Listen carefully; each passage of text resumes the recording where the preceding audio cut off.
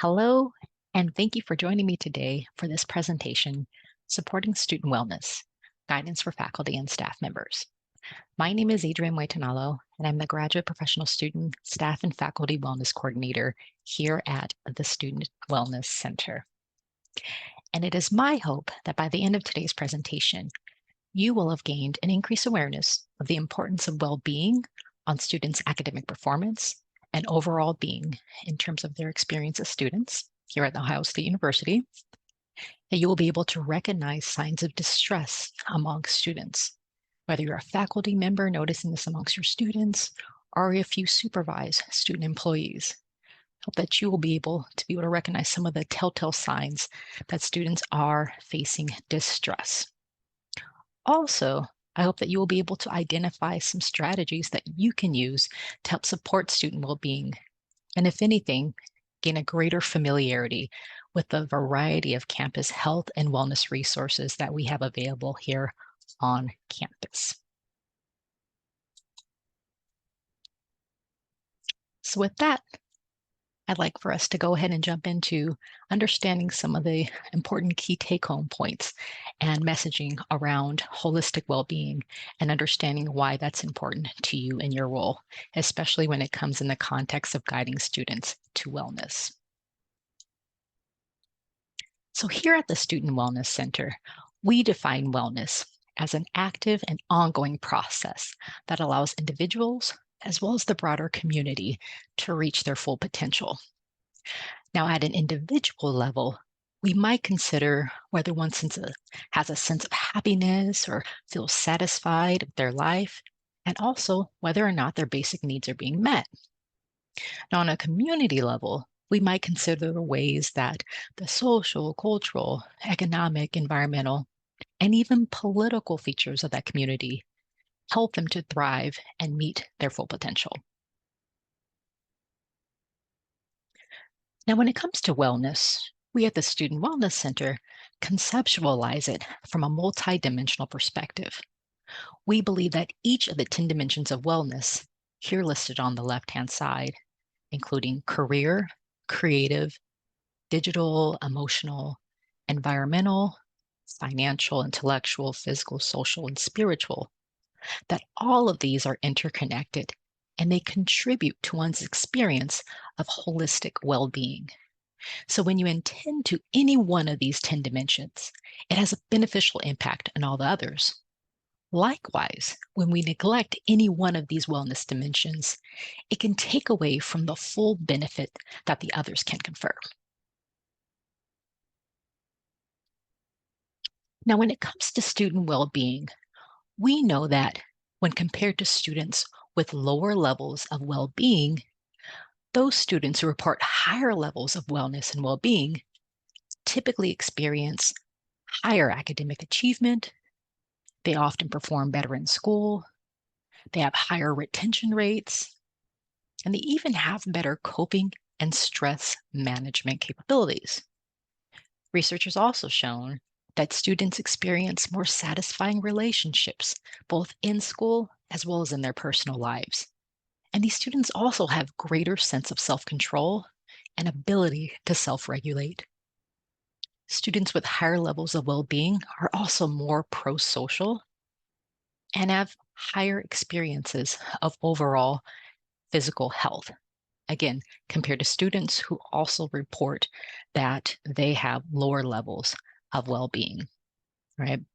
So considering that students expend a considerable amount of their time, energy, and efforts in their coursework, it isn't too far-fetched to see how their sense of well-being is tied to whether they perceive their classrooms or perhaps research labs or even student employment environments as a space that can be seen as supportive, enriching, possibly challenging, or hopefully not, but possibly hostile.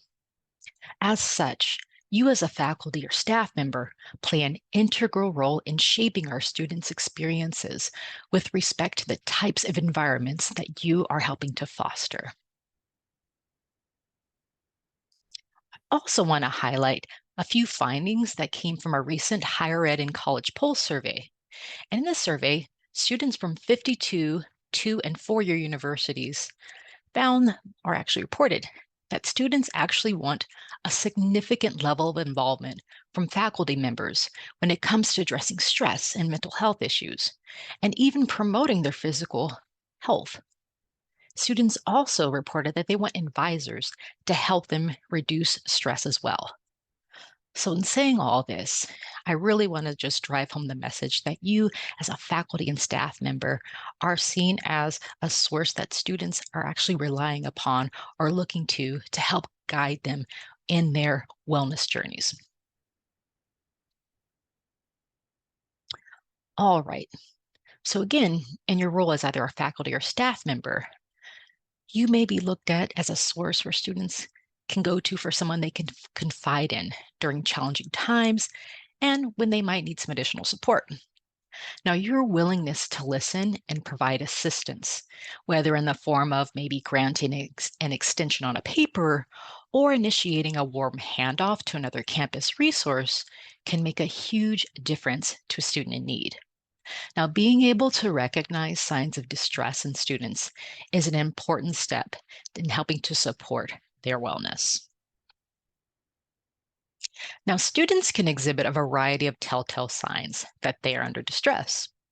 Now, some signs of academic distress can include maybe changes in their academic performance, or a student might be presenting you with repeated requests for accommodations.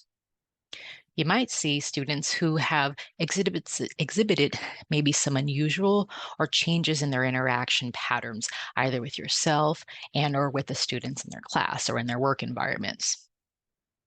Another sign of an academic distress could be that the student is having a really difficult time staying awake in class, or they're having excessive absences or unexplained tardiness. In addition, excessive procrastination, or you might notice that a student is experiencing heightened anxiety when maybe they're called upon to answer questions or when they're in their classrooms. All right. Some examples of signs of behavioral distress might be the stiffen, you notice that the student is having difficulty concentrating, or maybe they're displaying inappropriate or exaggerated emotional reactions to possibly a question or something that's posed to them in the work environment or in the classroom. Another sign of behavioral distress might be changes in their appearance or hygiene. You might notice that, are their eyes red? Are they swollen? Or have they, experienced significant weight gain or loss in a short amount of time? Another sign might be that they have impaired speech, or when they show up in spaces, they also have the smell of alcohol or potentially marijuana or evidence of other, substance use that they might be engaging in. So there may be situations when a student comes to you with a concern or issue, and you may not be able to provide them with the needed support or request that they're coming to you for. Now, that is when a warm handoff may be your best option at this point. Now, a warm handoff is when you directly connect somebody with a support resource that you're referring them to. Okay. And this warm handoff could look like possibly you walking them to the office that you're referring them to, or maybe calling the office and scheduling an appointment for them to come by when they have availability in their schedules. It also might look like coaching the student around having their needs met and the importance of using certain resources that can help them. Also, if this is an option that you're interested in, even making yourself available to attend an appointment or meeting with the student.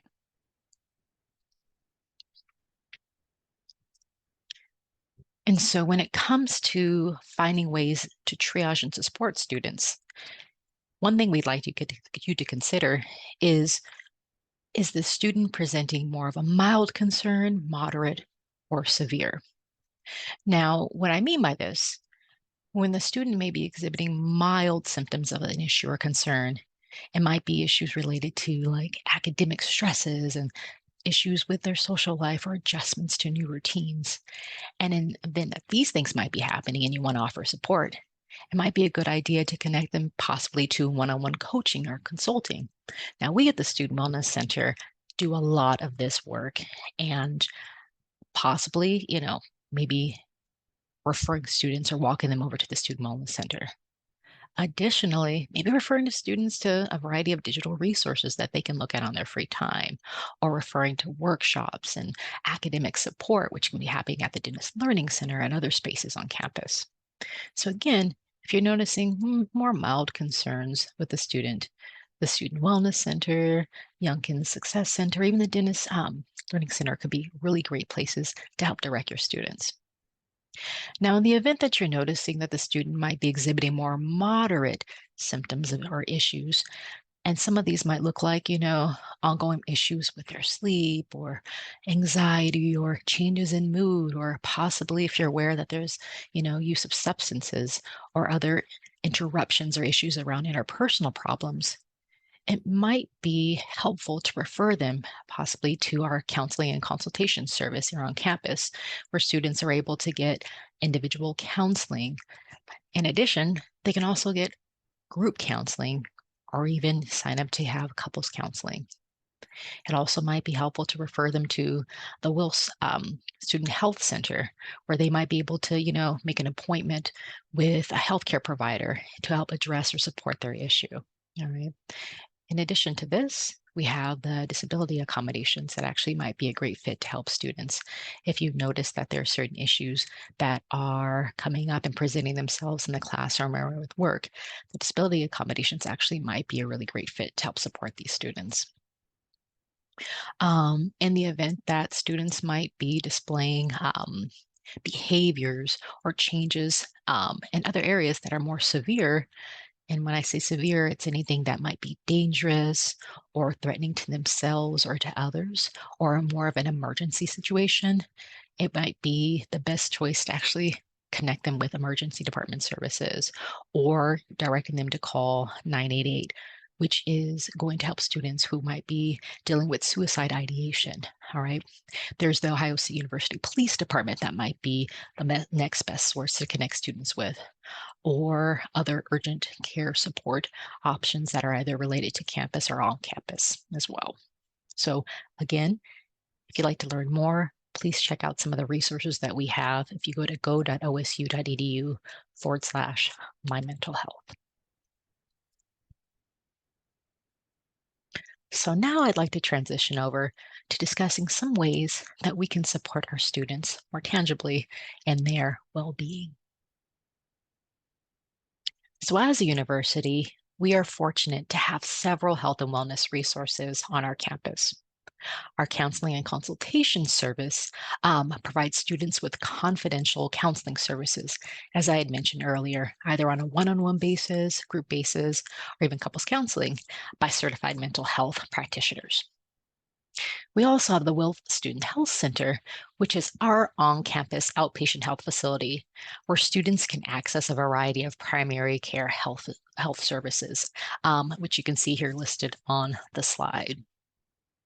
There's also our recreational sports department, also referred to as rec sports, where students can work out on top of the line equipment, perhaps participate in a group fitness course, and so much more. And finally, we have our Student Wellness Center, which is where I'm housed. And here we offer a variety of outreach, education, and coaching services that are supportive to helping, foster the holistic well-being of our students. And we also provide services to help support faculty and staff in supporting their students' well-being as well. Now, for the sake of time, I won't go through each and every one of the programs and services that we offer at the Student Wellness Center, but instead we'll be highlighting just a few of these resources. Our big three include our nutrition coaching. We also have financial coaching, as well as wellness coaching services for our students. We also operate the Buckeye Food Alliance, which is our campus's version of a food pantry where students can select from a variety of food and personal care items at no additional cost. Lastly, I'd like to highlight our collegiate recovery community, which supports students who are either in active recovery or are taking steps towards active recovery from substance misuse. Again, all of these services are offered at no additional cost to students, with the exception, however, of our condom club. Now, students are able to purchase up to 25 barrier methods for $5 each day.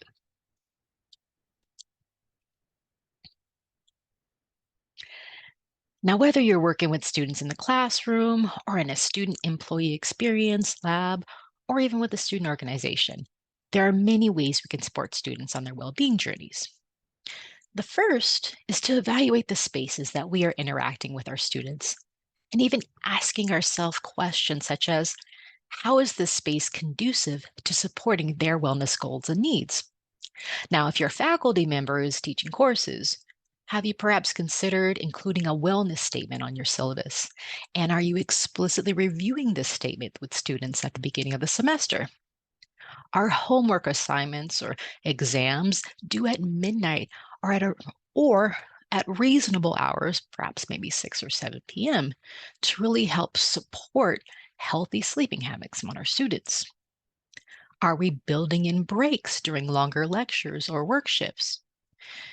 I say that because studies do show that building in stretch or movement breaks, especially when we have longer lectures or working periods, actually helps increase productivity and our students' attention. And with our student employees, do they feel actually comfortable taking time off if they're sick? All of these are considerations I invite you to try out and reflect upon in your respective roles. Now, when it comes to grace periods or rolling deadlines, I invite you to consider instead of maybe implementing a hard deadline for homework assignments and work projects and papers, possibly, consider adding a rolling deadline or instilling a grace period for unexpected challenges that may come up in students' schedules, which can cause them to make the hard decision to either choose between turning in an assignment on time or their well being. Now, another way you can help foster a wellness focused environment is by adding in wellness focused activities. Now, these can include icebreakers, community builders, even practicing goal setting by writing SMART goals that might be associated with our 10 dimensions of wellness. It could also look like taking the Student Wellness Center wellness assessment as a class or a team and talking through the results. You might also consider jumping on a Zoom room early or leaving it open after a class to allow students to talk amongst themselves or to be able to, connect with you and interact in a space where maybe they perhaps wouldn't have that time because the class ended. It might be helpful to also host regular check ins in order to give students a safe place to maybe vent or share ideas or problem solve, and really to give them that space to build the relationships they need so they can feel comfortable talking amongst themselves and really coming to you in times of need. This also gives you an opportunity to have an idea of what your students' baseline might be. And if you start noticing some negative changes or cleared or unexpected changes, which could be indicative of a more serious conversation or issue at play that might need to be addressed. Regular check-ins can also help with creating, maybe assignments and work tasks. And this can help you gauge whether students' headspace is, in a place where they have the bandwidth or they have the capacity to do what is being requested of them. And this can also give you a better idea if students need a break from a particular subject matter. Now, it's really easy to get burnt out on a subject or do something the same way over and over again during a work shift. So, building in different tasks or maybe relating your work to other areas or another subject can help refresh the student's mindset. Now, there are a number of student-led offices, including, of course, our Student Wellness Center. There's the Center for Belonging and Social Change. We all provide presentations on a number of subject matters that can help students refresh and maybe connect to your class or office to and other ways to learning and future career roles. Right. Now, this is a great way, again, to build wellness into your curriculum, both in the classroom and in meeting with student employees. There are so many great programs promoting wellness across our campus, and sharing these out to your students is a great way to show your support for their well being. You might consider offering extra credit if a student attends a wellness event or service. And if you're looking for great ways to maybe build community among your students or student employees or even student organizations, attending an event together or maybe inviting one to your staff or group meeting is another great way to show your support and to build connection and community with your students. And finally, if you're not sure what to do, the Student Wellness Center has a variety of resources and services that you can actually access on our website. And we're also available and here to answer any questions and to consult upon request. Now, one of our on demand resources that you can find on our website is our Health and Wellness Resource Guide. And the great thing about this guide, this gives you an opportunity to tailor your search for whatever health or wellness resource that you're interested in. As you can see on the slide, you can tailor your search by one of the 10 wellness dimensions, by audience, by even campus location and category, as well as format, whether it's in person or on demand or virtual. Check out our QR code here on the right-hand side of the screen to find out more information. All right, so before I come to a close, I just wanted to highlight some faculty and staff involvement and support opportunities that we offer through the Student Wellness Center. Again, we have a variety of resources that you can find on our website, and you are able to access, for example, our wellness assessment reports from previous years. If you're interested in wanting to know more about how our students are performing across these 10 dimensions of wellness, you can access those reports there and even take the wellness assessment, or I should say, maybe direct your students to take that wellness assessment.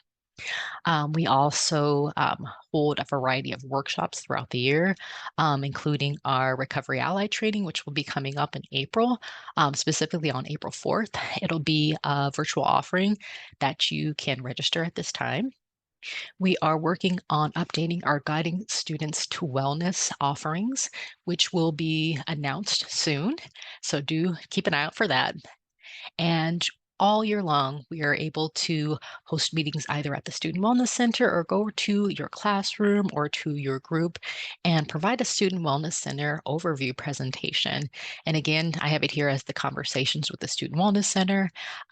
It's a great opportunity to get a better understanding on our programs and services in which we offer, and even ways to build connections with other campus resources. Lastly, I wanted to highlight a few of our signature events that are going on throughout the year. We recently had our Love Your Body Week, which this year took place between February 19th and 23rd. Members of our office connected with other wellness coordinators and partners throughout campus, really to support the Love Your Body Week messaging and programming. We have coming up in April our Sexual Assault Awareness Month events and programming offerings, as well as Recovery Month in September.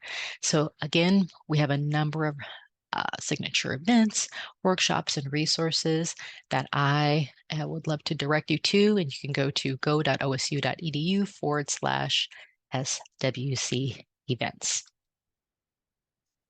With that, I want to thank you for taking your time out today to join me for this presentation. I hope that the information that was provided can be of use to you as you consider different ways that you can help support your students in their individual and collective wellness journeys. Feel free to reach back out. My email address is moitanalo.1@osu.edu. If you have any questions, ideas, or if you're interested in having a presentation or workshop, we're happy to help you with that.